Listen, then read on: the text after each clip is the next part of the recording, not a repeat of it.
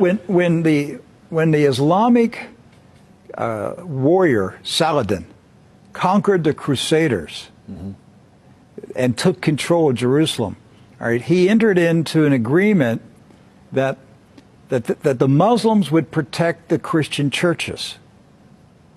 And so he appointed 2 Muslim families. Both of these families have been in Jerusalem for, close to 1,000 years.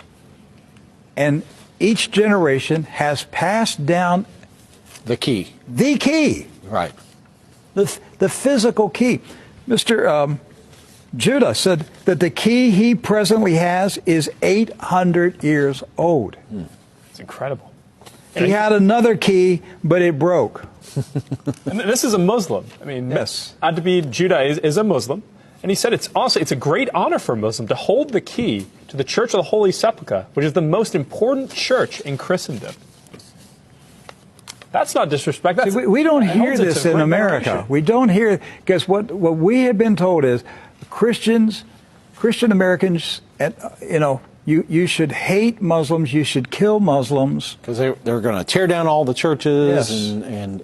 and basically just ransack them and everything else. But here we have 2 families that for nearly 1,000 years have actually been watching over Christian churches. That's right. So who planted into our minds here in America that we should hate and kill Muslims? Who planted that thought in our head? Because it came into our society after 9/11. That's correct. So 9/11 was a calculated, planned operation, and it changed everything in our country. And so we were saturated with media propaganda, which who owns the media in this country? So we were saturated with this media propaganda. You Americans, you need to hate Muslims. You need to go to war. You need to send your sons to go kill Muslims. All right? And yet, when you go to the Middle East, you find out that the Muslims, like Christians, are taking care of Christian churches. Yes. Do not hold animosity against Christians or Americans, except in the case where Americans are pushing for war in their countries or trying to take their land. So they've lived together. They've lived together for centuries and centuries. Jews, Christians, and Muslims have lived together for centuries. They were buying and selling. They were trading. They were doing business together. They were building houses next door to each other for centuries. And it didn't change until the Zionists came. Now, see, wait a minute. I thought Zionists are Jews. Not all Jews are Zionists. And not all Zionists are Jews. Right.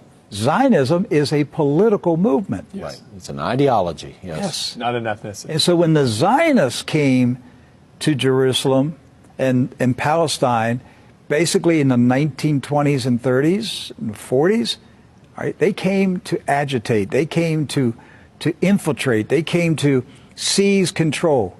And so they formed paramilitary groups, like Irgun.